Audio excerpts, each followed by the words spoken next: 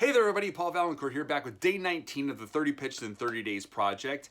I can't believe it's almost two-thirds done. I said that yesterday, but I still can't believe it. I'm not going to lie. Today was a little bit tougher. I was just sort of like mentally tired. It's been a lot of pitches, 19 pitches in a row. It's been, today will be 19. So it was a little tough to sort of get it, to sort of rev up to do it, but by just sort of sitting down and doing it, I was able to come up with a pitch that I really rather like. So I'm very excited about that, and I can't wait to tell it to you. But I just want to sort of say that one of the great things about this project has been that for 19 days in a row, I've written every day for 19 days, and that's pretty exciting. That's a lot of days in a row for me to write, and I really enjoyed that process and that routine. I think has really been really good for me. It's sort of like when I sit down, I sort of like put myself in the position, the physical position of writing. It starts to happen. It starts to happen, and then by just moving my pen or pencil or typing on the keyboard, it just starts to happen. I think that's been really a revelation for me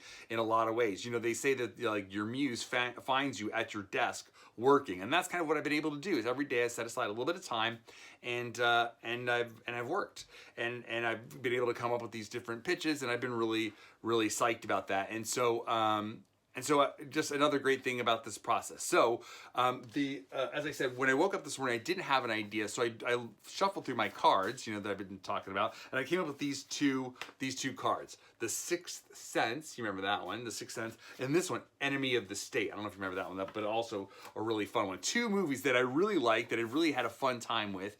But with The Sixth Sense, it's about ghosts and stuff. Spoiler alert, I should say.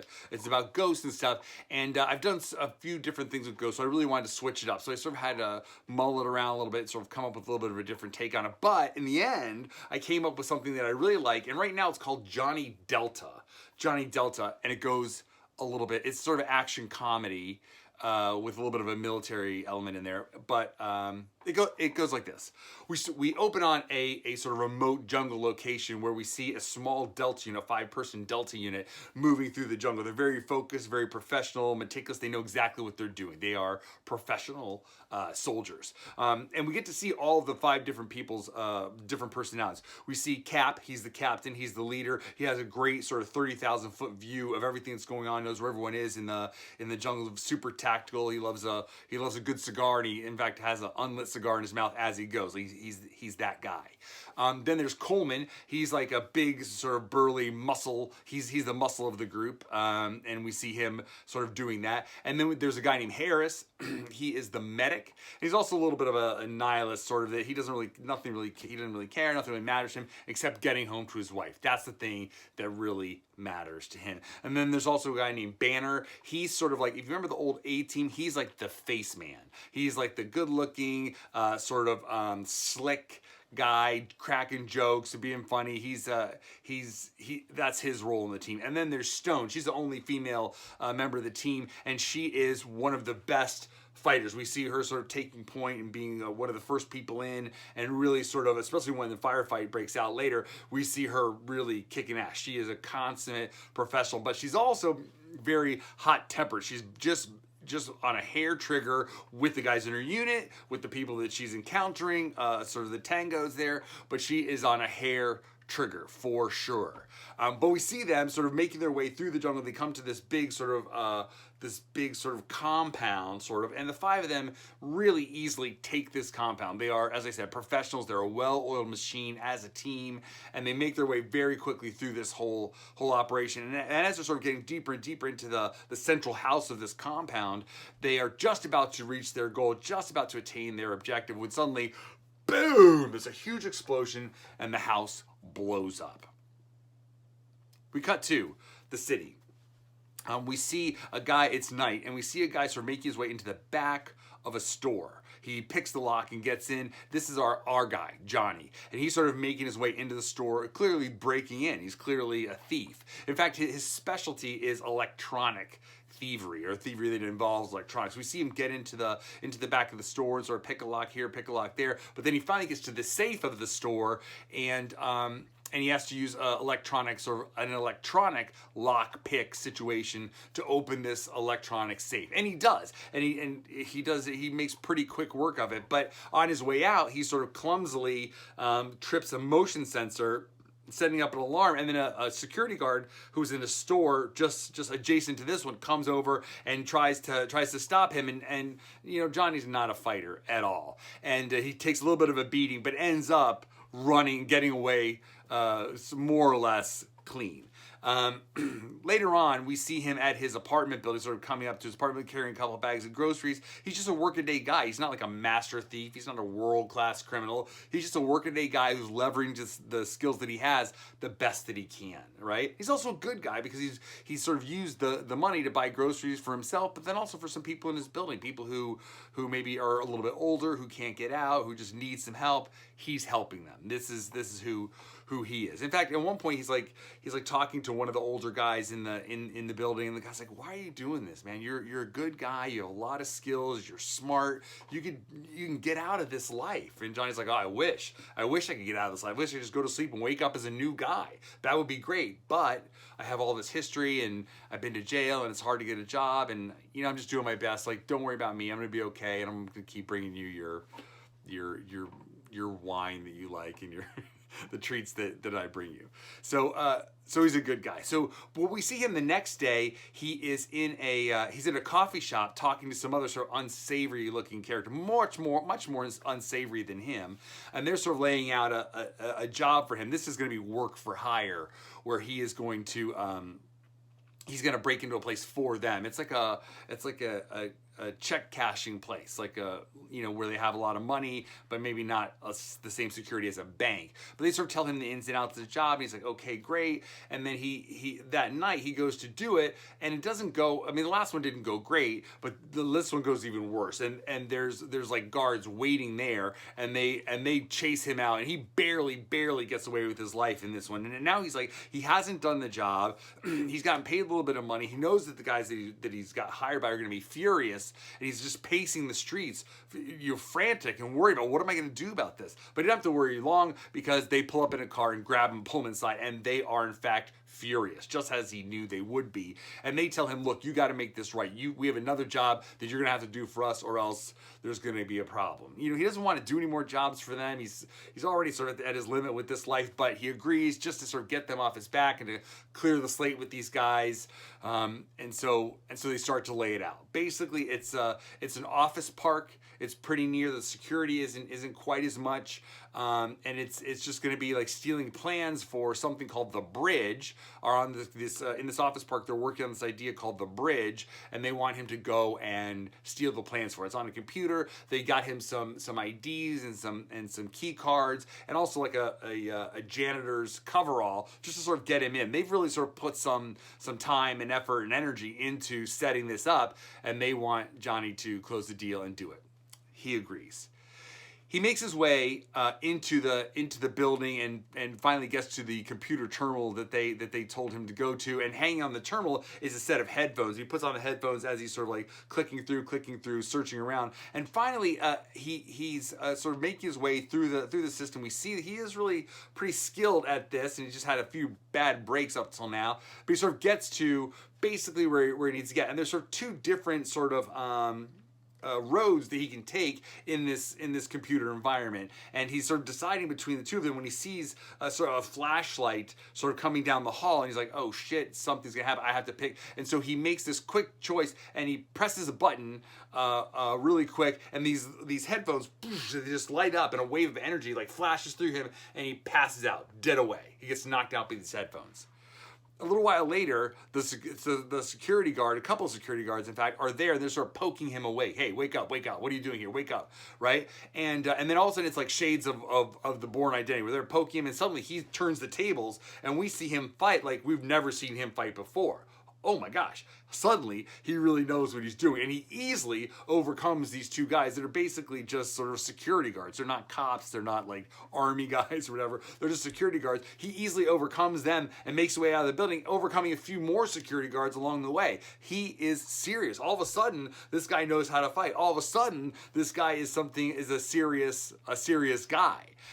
He makes his way outside and gets home where he's like just totally like freaking out. Like, what happened? How did I do that? What's going on? What are these guys gonna think now? Oh my gosh, I'm gonna be super, super, super in trouble. And then as he's like doing this, he's pacing back and forth, and then he looks in the mirror and he sees himself, and then sort of arrayed out behind him and around him, he sees the Delta Force unit that we saw in the very opening scene. And they're sort of all standing there. He looks around. They're not with him. They're just in this mirror reflection. It's too much for him to understand. Boom, he passes out again. The next morning he wakes up, and between him and these these reflections, these Delta Force operators, he's able to piece together what the situation is. The bridge, it turns out, is a technology that is sort of like the singularity, where it's able to download the memories and personalities of people into a computer, and then ultimately that's what happened to these Delta Force operators. They were sort of like drawn into this trap, or this sort of like this situation where they wouldn't be able to get out, and then when they were unconscious, they were sort of unable to do anything for themselves. They were sort of shanghaied into being quote unquote volunteers for this operation. So their bodies are still back at that office park. In fact, Johnny saw like some tubes kind of like as he was moving through, but that wasn't really the focus of what he was there for, so he just kind of ignored it. And the bridge is the technology that gets those memories and personalities in and out of those bodies. So now, what he's done by accident is he's downloaded the memories and personalities of this 5-person Delta Force team into his brain. Now he has a lot of company inside his own head. And everyone's sort of like, after their own agendas. But what they all can agree on is they have to figure out who did this to them, who betrayed them, and how do they get back into their own bodies, right? But along the way, as we start breaking Act 2, we see that everyone is kind of like taking turns borrowing Johnny's body, sort of, and using it for their own things.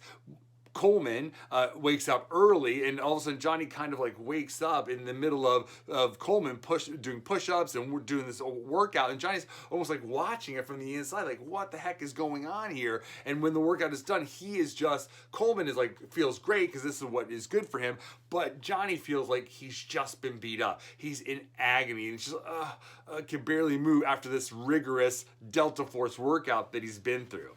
Along the way, also, Harris wants to go see his wife, and they have to figure out a way for Harris to sort of interact with his wife, but on the sly, because he doesn't look like Harris, obviously. He looks like Johnny. They don't want to creep her out, but he does want to see her, and so they find a way for him to sort of coincidentally run into her in a coffee shop and exchange some words and be really nice and sort of encouraging without sort of spilling all the beans.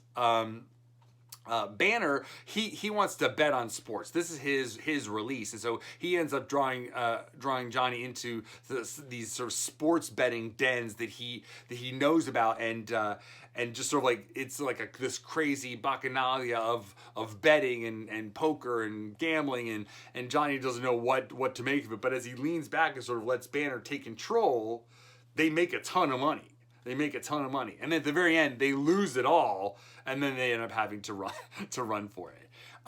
Along the way, also, Cap is like, he knows that now that Johnny's sort of part of the unit, that he needs some training. So he's doing his own sort of training of Johnny, like with he helps and Stone does too, helps Johnny get a gun, because we think that he's gonna maybe need that as part of the unit, and he's training him in PT along with Coleman, and just sort of getting him ready to be part of this team. He's sort of like, it's a Delta Force boot camp from inside. And Stone, there's a little bit of a spark of romance between Stone and Johnny, and they kind of like hit it off, and her thing is that she wants to get guns. She doesn't feel comfortable without a weapon around, because she knows that shit's gonna get crazy, and it always does, and it's always nice to have a gun. So she ends up using him to go get a gun, but they end up actually having kind of a nice day out. while they're doing that. And as they pass by like shop windows or mirrors or whatever, we can see the kind of the two of them together. It ends up being kind of sweet. And towards the end of the day, they're talking. He's looking in the mirror at her, and they're sort of talking back and forth. And then he goes in and he ends up sort of kissing the mirror. It's super awkward, and some of the other guys see, and they don't appreciate it at all. But then towards the middle of the movie, they get a break, and they get some new information that lets them know that a couple things. One, that this operation, sort of what's happened, is not perfect the way that it is, and so by all of these personalities and thoughts or whatever being in one brain, they're going to start to degrade, and eventually the brain, the organic brain, is going to work itself out and eliminate these other thoughts and personalities and go back to its original shape, and they are going to more or less, quote unquote, die. And so now there's a ticking clock. They don't have a ton of time, a couple of days at most, to get this all done and get everyone back into their own bodies, or it's going to be lights out. And now, especially since Johnny has like a sort of personal interest in Stone, he doesn't want that to happen, so they're really all jazzed up to do it. They've also found out that their bodies and the machinery and everything has been moved onto a ship, a big tanker that's moving, or a big sort of container ship that's moving out to sea towards international waters. And they know that they've got to get to it before it gets there. So that's their big plan. Before they can take any steps towards that, though, the guys that hired Johnny show up, and they really want to have a talk with him. But they are not ready. They don't know what they're getting into. And these 5 Delta Force operatives, plus Johnny, sort of jumping in and out of his body in different ways in different parts of the puzzle, they end up easily overcoming these 3 thugs and making a break for it. But as that's happening, when they're free, when they're out of danger, Cap calls for a sound off, and everyone sounds off except Banner. Banner's personality has evaporated. He's gone. He's dead. They're one person down. Shit just got real. They know now what's really at stake is that they could all just disappear like this. And so they make a plan to go assault this boat. Now, Johnny is the one body of all of this, and so he's sort of got to get ready and pull together all the different training that he's gotten from everybody, all the different experiences he's gotten from everyone, and he goes and assaults this ship. And he does really great. He has to move through and sort of take out these guys, and it's sort of various phases of success and struggle, because the clock is winding down on these personalities, and they're getting weaker, and it's like he's getting out of communications with them, and he's gonna have to do more and more on his own. Cap's training now is really starting to come into play. It's not perfect, obviously, but there's moments where he is the super fighting machine, and there's moments when he's just a guy that should be running for his life. He eventually, though, manages to get to the bodies and the terminal, and he puts in the codes and sort of basically reverses the operation of what he did before. But even as he's doing that, by the time he gets there, just about on his own. He can just hear the faint, weak whispers of the 4 remaining Delta Force operatives, but he pounds the button, and there's like a big of energy, and he's, I think I did, I'm not sure, but then before he can find out for sure, boom, he gets shot, and he like slumps over on the keyboard, and he's bleeding out, but before he dies, he sees standing over him Stone and the other Delta Force guys there, and they easily overcome these guys. There's 4 of them now, and they easily overcome these guys that shot Johnny. And as he's dying, he sees the Cap and Stone there, and they're talking back and forth. What are we gonna do? Oh my gosh! There's only one option. What are we gonna? One thing we're gonna do. And so later on, he's bleeding out, and so Johnny's his focus goes to black, and then his eyes open, he wakes up, and he sees just like a sort of cloudy mist in front of him, and it disappears as this tube opens. And what they've done is they've put Johnny's personality now into Banner's body. His body Johnny's body is dead, and now he's in Banner's body. And we cut to, well, we have a great sort of tearful, romantic sort of reconnection between him and Stone. Cap's excited, all the rest of the guys are excited. They're all sort of kind of happy that Banner's gonna live on in this way or whatever. And then we cut to a big ceremony where all the Delta Force is getting medals for what they've done before, and also sort of for bringing down this sort of criminal enterprise. And we kind of get the sense that Johnny, now Johnny Banner, and Stone, Jessica Stone, are going to sort of get together and be together, and it's sort of a happy ending for everyone. And that, my friends, is Johnny Delta. I'm super excited about this one. I love that it's sort of a little bit of fighting, a little bit of comedy, a little bit of romance, like a lot of little things in there that I rather like. So that's day 19. I'll see you tomorrow for day 20. Thanks for watching.